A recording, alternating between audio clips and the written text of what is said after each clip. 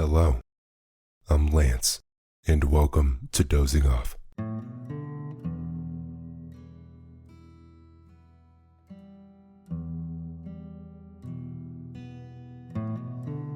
Tonight, we have part 3 of Peter Pan, so I'm just gonna dive right in. Thank you for being a part of the Dozing Off community, and here we go. Peter Pan, Chapter 3, Come Away, Come Away. For a moment, after Mr. and Mrs. Darling left the house, the night lights by the beds of the 3 children continued to burn clearly. They were awfully nice little night lights, and one could not help wishing that they could have kept awake to see Peter. But Wendy's light blinked and gave such a yawn that the other 2 yawned also. And before they could close their mouths, all 3 went out.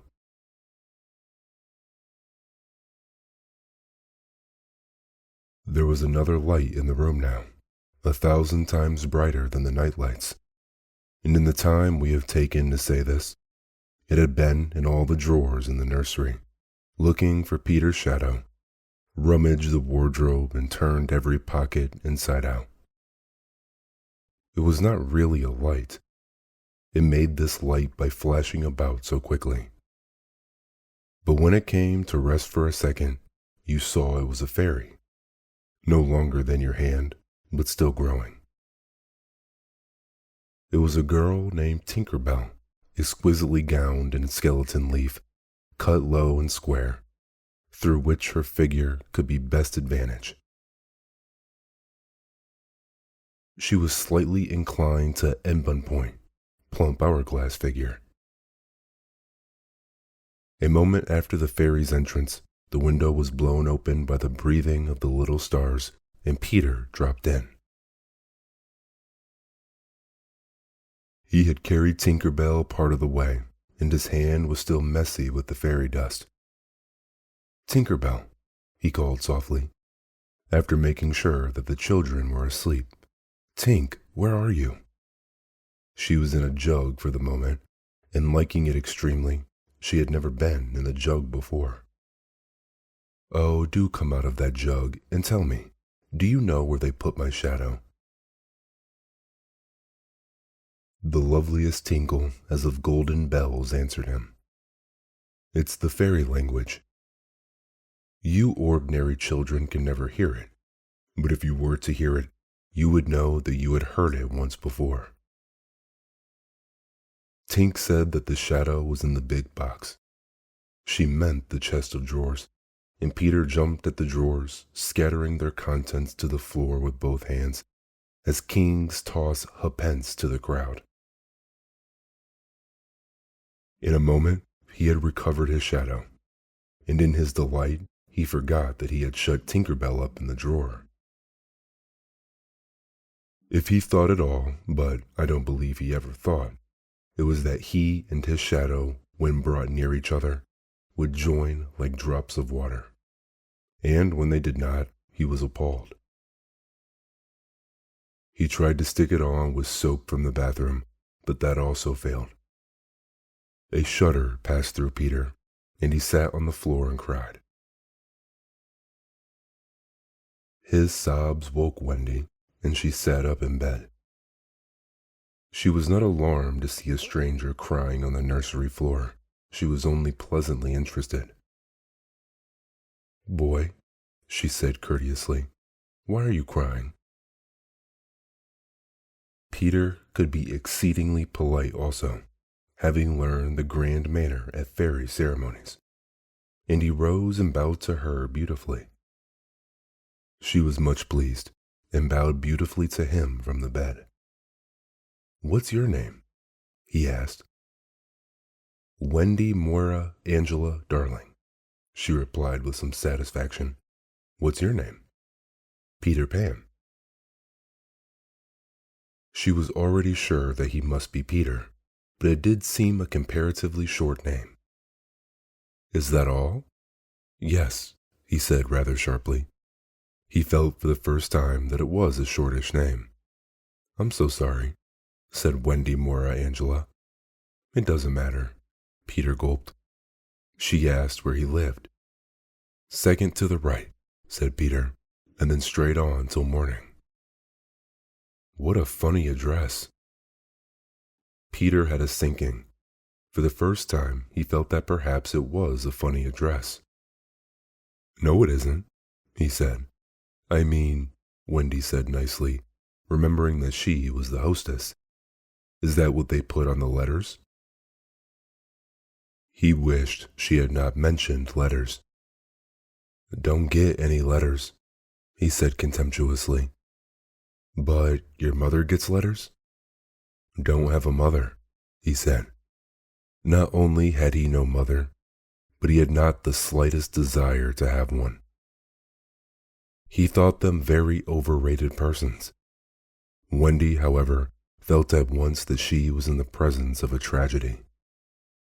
Oh, Peter, no wonder you were crying, she said, and got out of bed and ran to him. I wasn't crying about mothers, he said rather indignantly. I was crying because I can't get my shadow to stick on. Besides, I wasn't crying.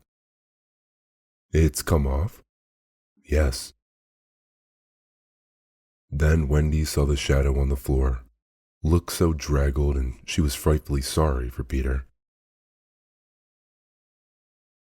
How awful, she said, but she could not help smiling when she saw that he had been trying to stick it on with soap.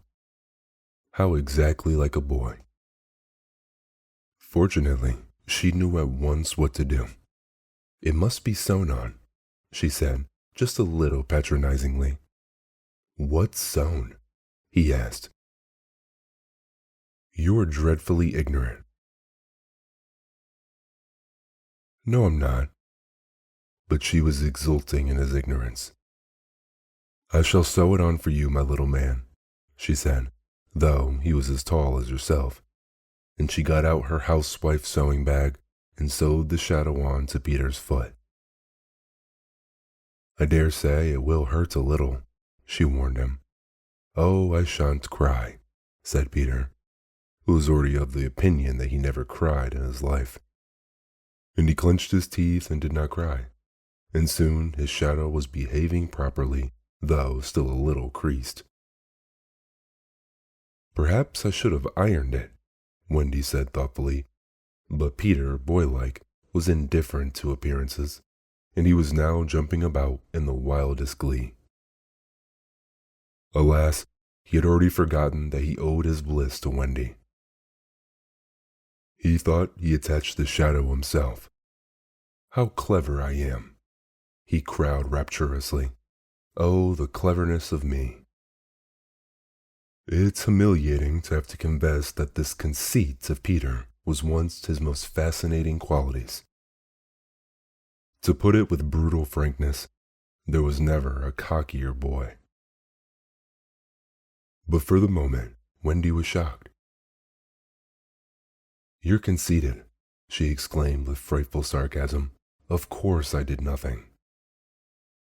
You did a little, Peter said carelessly, and continued to dance. A little, she replied with pride. If I am no use, I can at least withdraw. And she sprang in the most dignified way into bed and covered her face with blankets. To induce her to look up, he pretended to be going away. And when this failed, he sat on the end of the bed and tapped her gently with his foot. Wendy, he said, don't withdraw. I can't help crowing. Wendy, when I'm pleased with myself. Still, she would not look up, though she was listening eagerly. Wendy, he continued, in a voice that no woman has ever yet been able to resist. Wendy, one girl is more use than 20 boys. Now Wendy was every inch a woman, though there were not very many inches, and she peeped out of bedclothes. Do you really think so, Peter? Yes, I do. I think it's perfectly sweet of you, she declared. And I'll get up again. And she sat with him on the side of the bed. She also said that she would give him a kiss if he liked, but Peter did not know what she meant, and he held out his hand unexpectedly. "Surely you know what a kiss is?" she asked, aghast. "I shall know when you give it to me," he replied stiffly, and not to hurt his feelings she gave him a thimble. "Now," said he, "shall I give you a kiss?" And she replied with a slight primness, "If you please." She made herself rather cheap by inclining her face toward him, but he merely dropped an acorn button into her hand, so she slowly returned her face to where it had been before, and said nicely that she would wear his kiss on the chain around her neck. It was lucky that she did put it on that chain, for it was afterwards to save her life. When people in our set are introduced, it is customary for them to ask each other's age, and so Wendy, who always liked to do the correct thing, asked Peter how old he was. It was not really a happy question to ask him. It was like an examination paper that asks grammar, when you want to be asked as kings of England. "I don't know," he replied uneasily, "but I'm quite young." He really knew nothing about it. He had merely suspicions, but he said at a venture, "Wendy, I ran away the day I was born." Wendy was quite surprised, but interested, and she indicated in the charming drawing-room manner, by a touch on her nightgown, that he could sit near her. "It was because I heard father and mother," he explained in a low voice, talking about how I was to be when I became a man. He was extraordinarily agitated now. "I don't want ever to be a man," he said with passion. "I want always to be a little boy and to have fun. So I ran away to Kensington Gardens and lived a long time among the fairies."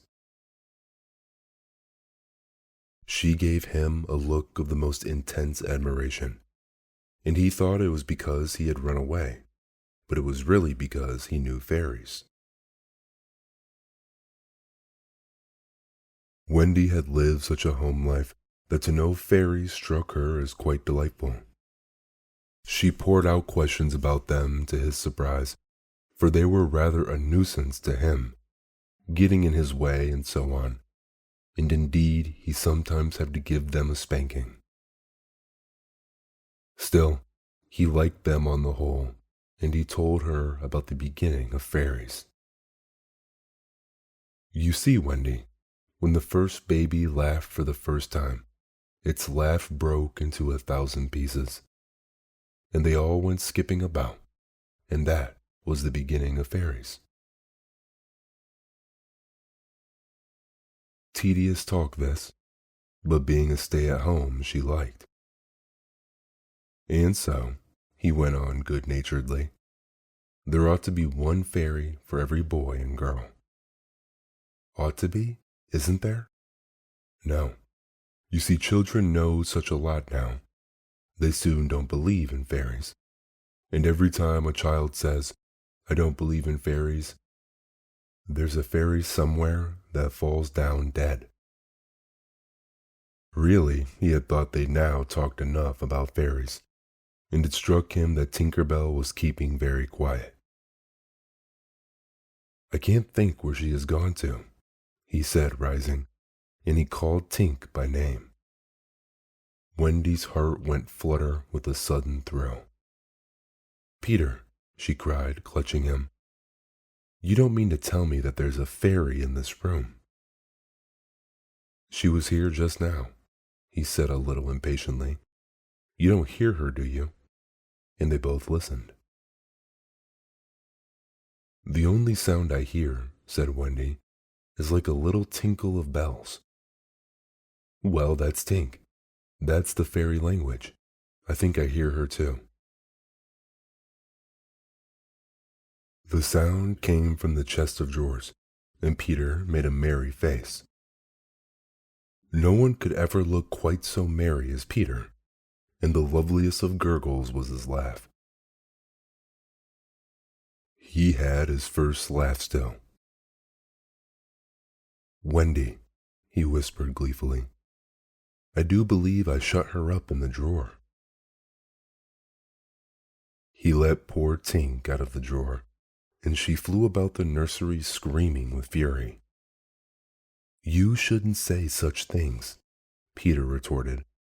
"Of course I'm very sorry, but how could I know you were in the drawer?"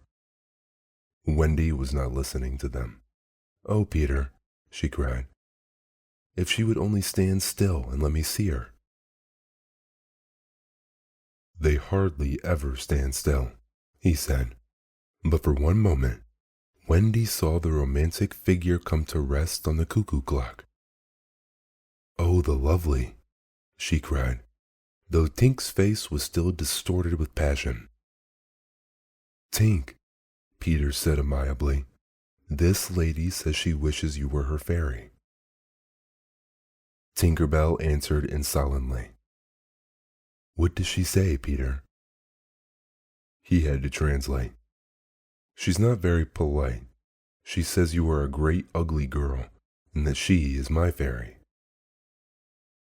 He tried to argue with Tink. "You know you can't be my fairy, Tink, because I'm a gentleman and you're a lady."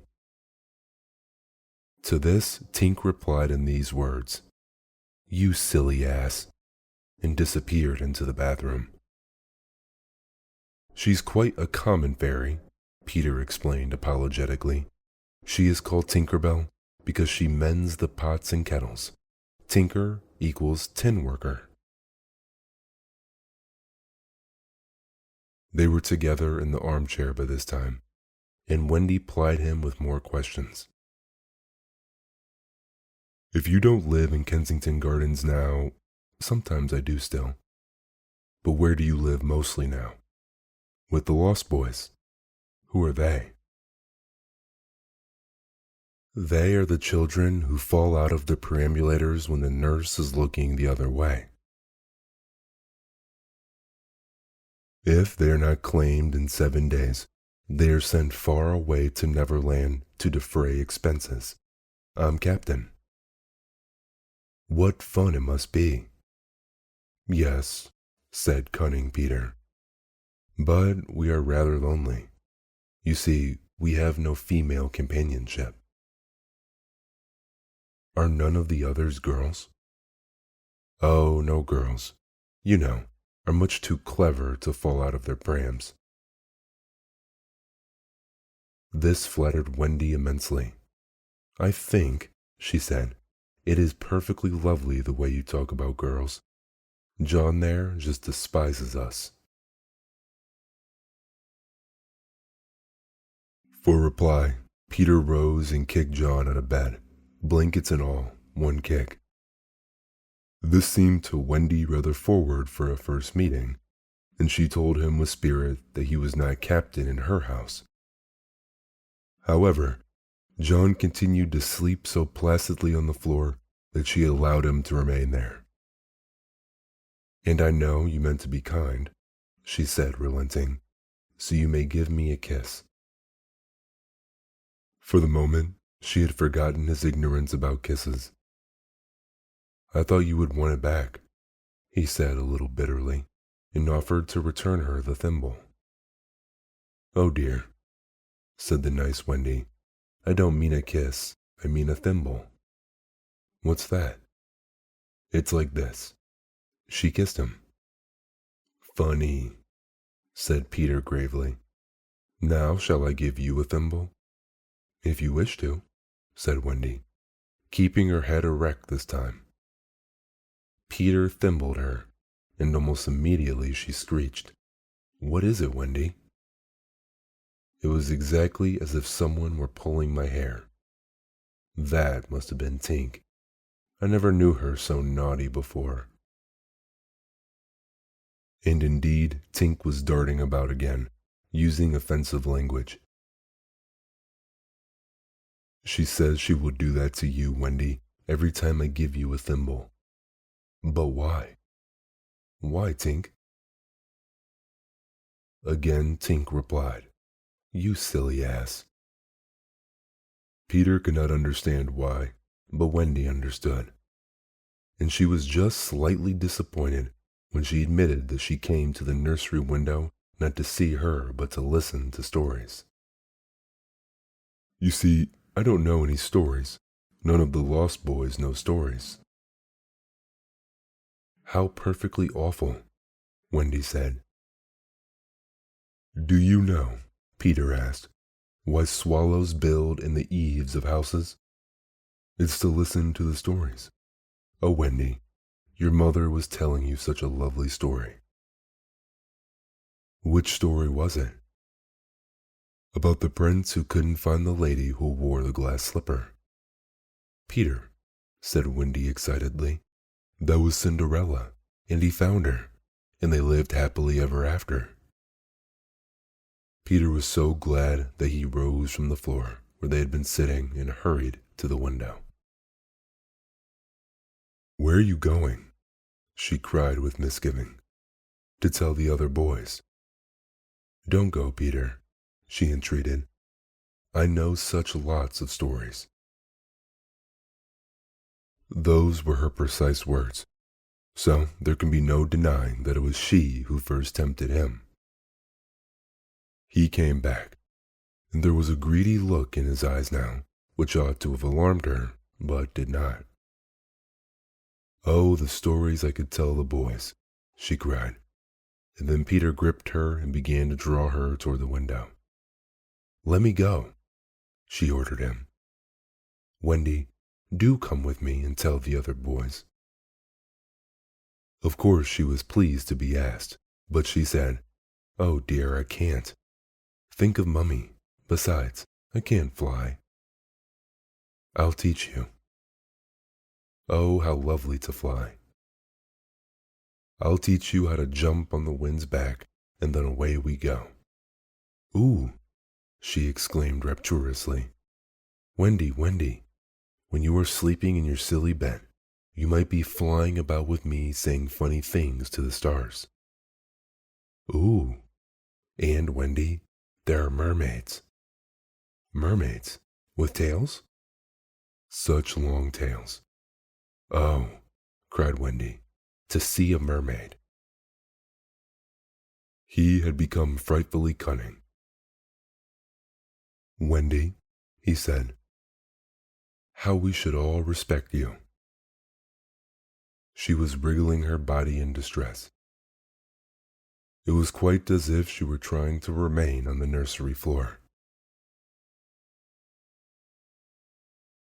But he had no pity for her.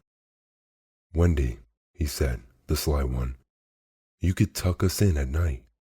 "Ooh." "None of us have ever been tucked in at night." "Ooh." And her arms went out to him. "And you could darn our clothes and make pockets for us. None of us have any pockets." How could she resist? "Of course it's awfully fascinating," she cried. "Peter, would you teach John and Michael to fly too?" "If you like," he said indifferently, and she ran to John and Michael and shook them. "Wake up," she cried. "Peter Pan has come and he's to teach us to fly." John rubbed his eyes. "Then I shall get up," he said. Of course he was on the floor already. "Hello," he said. "I am up." Michael was up by this time also, looking as sharp as a knife with 6 blades and a saw. But Peter suddenly signed silence. Their faces assumed the awful craftiness of children listening for sounds from the grown-up world. All was as still as salt. Then everything was right. No, stop. Everything was wrong. Nana, who had been barking distressfully at the evening, was quiet now. It was her silence that they heard. "Out with the light! Hide! Quick!" cried John, taking command for the only time throughout the whole adventure. And thus when Liza entered, holding Nana, the nursery seemed quite as its old self. Very dark, and you could have sworn you heard its three wicked inmates breathing angelically as they slept. They were really doing it artfully from behind the window curtains. Liza was in a bad temper, for she was mixing the Christmas puddings in the kitchen and had been drawn from them with a raisin still on her cheek by Nana's absurd suspicion. She thought the best way of getting a little quiet was to take Nana to the nursery for a moment, but in custody, of course. "There, you suspicious brute," she said, not sorry that Nana was in disgrace. "They're perfectly safe, aren't they? Every one of the little angels sound asleep in bed. Listen to their gentle breathing." Here Michael, encouraged by his success, breathed so loudly that they were nearly detected. Nana knew that kind of breathing, and she tried to drag herself out of Liza's clutches. But Liza was dense. "No more of it, Nana," she said sternly, pulling her out of the room. "I warn you, if you bark again, I shall go straight for Master and Mrs. and bring them home from the party, and then won't Master whip you just." She tied the unhappy dog up again. But do you think Nana ceased to bark? Bring Master and Mrs. home from the party. Why, that was just what she wanted. Do you think she cared whether she was whipped so long as her charges were safe? Unfortunately, Liza returned to her puddings, and Nana, seeing that no help would come from her, strained and strained at the chain until at last she broke it. In another moment, she had burst into the dining room of 27 and flung up her paws to heaven, her most expressive way of making a communication. Mr. and Mrs. Darling knew at once that something terrible was happening in their nursery, and without a goodbye to their hostesses, they rushed into the street. But it was now 10 minutes since 3 scoundrels had been breathing behind the curtains, and Peter Pan can do a great deal in 10 minutes. We now return to the nursery. "It's all right," John announced, emerging from his hiding place. "I say, Peter, can you really fly?" Instead of troubling to answer him, Peter flew around the room, taking the mantelpiece on the way. "How topping," said John and Michael. "How sweet," cried Wendy. "Yes, I'm sweet. Oh, I'm sweet," said Peter, forgetting his manners again. It looked delightfully easy, and they tried it first from the floor and then from the beds, but they always went down instead of up. "I say, how do you do it?" asked John, rubbing his knee. He was quite a practical boy. "You just think lovely, wonderful thoughts," Peter explained, "and they lift you up in the air." He showed them again. "You're so nippy at it," John said. "Couldn't you do it very slowly once?" Peter did it both slowly and quickly. "I've got it now, Wendy," cried John. But soon he found he had not. Not one of them could fly an inch, and even Michael was in words of 2 syllables, and Peter did not know A from Z. Of course, Peter had been trifling with them, for one could not fly unless the fairy dust has been blown on them. Fortunately, as we have mentioned, one of his hands was messy with it, and he blew some on each of them with the most superb results. "Now just wiggle your shoulders this way," he said, "and let go." They were all on their beds, and gallant Michael let go first. He did not mean to let go, but he did it, and immediately he was borne across the room. "I flewed," he screamed while still in midair. John let go and met Wendy near the bathroom. "Oh, lovely. Oh, ripping. Look at me. Look at me. Look at me." They were not nearly so elegant as Peter. They could not help kicking a little, but their heads were bobbing against the ceiling, and there was almost nothing so delicious as that. Peter gave Wendy a hand at first, but had to desist. Tink was so indignant. Up and down they went, and round and round. Heavenly was Wendy's word. "I say," cried John, "why shouldn't we all go out?" Of course it was to this that Peter had been luring them. Michael was ready. He wanted to see how long it took him to do 1,000,000,000 miles, but Wendy hesitated. "Mermaids," said Peter again. "Ooh, and there are pirates." "Pirates?" cried John, seizing his Sunday hat. "Let us go at once."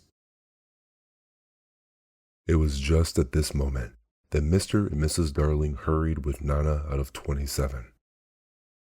They ran into the middle of the street to look up at the nursery window, and yes, it was still shut, but the room was ablaze with light. And most heart-gripping sight of all, they could see in a shadow on the curtain 3 little figures in night attire circling round and round, not on the floor, but in the air. Not 3 figures, 4. In a tremble, they opened the street door. Mr. Darling would have rushed upstairs, but Mrs. Darling signed him to go softly. She even tried to make her heart go softly. Will they reach the nursery in time? If so, how delightful for them, and we shall all breathe a sigh of relief, but there will be no story. On the other hand, if they are not in time, I solemnly promise that it will all come right in the end. They would have reached the nursery in time had it not been that the little stars were watching them. Once again the stars blew the window open, and that smallest star of all called out, "Cave, Peter!" Then Peter knew that there was not a moment to lose. "Come," he cried imperiously, and soared out at once into the night, followed by John and Michael and Wendy. Mr. and Mrs. Darling and Nana rushed into the nursery too late. The birds were flown.